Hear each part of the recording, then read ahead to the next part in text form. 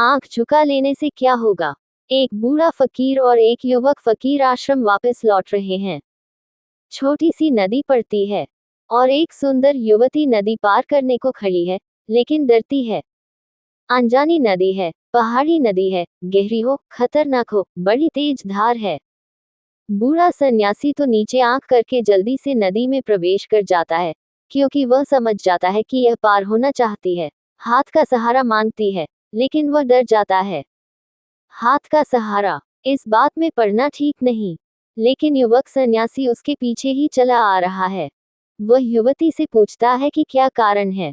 सांझ हुई जा रही है, जल्दी ही सूरज डूब जाएगा और युवती अकेली छूट जाएगी।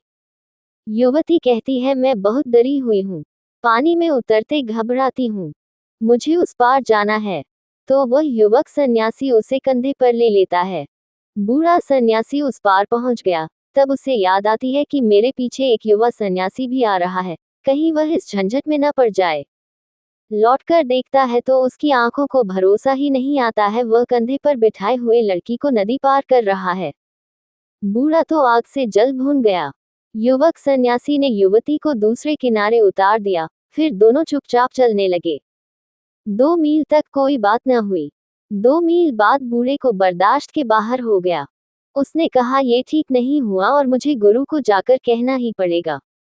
नियम का उल्लंघन हुआ है। तुमने उस सुंदर युवती को कंधे पर क्यों बिठाया?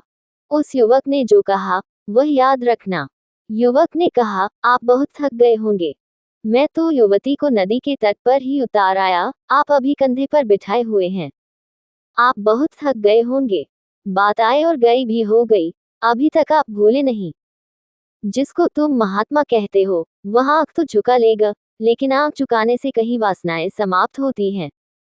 आंख फोड़ भी लो तो भी वासनाएं समाप्त नहीं होती। आंखों पर पट्टियां बांध लो तो भी वासनाएं समाप्त नहीं होती। वासनाओं का आंखों से क्या संबंध है? क्या तुम सोचते हो अंधे को वासना नहीं होती?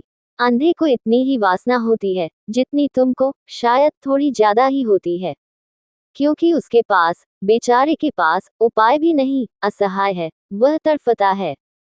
उसके भीतर भी प्रबल आकांक्षा है, प्रबल वेग है। तो आंख बंद कर लेने से, आंख झुका लेने से क्या होगा? किसको धोखा दे रहे हो, ओशो?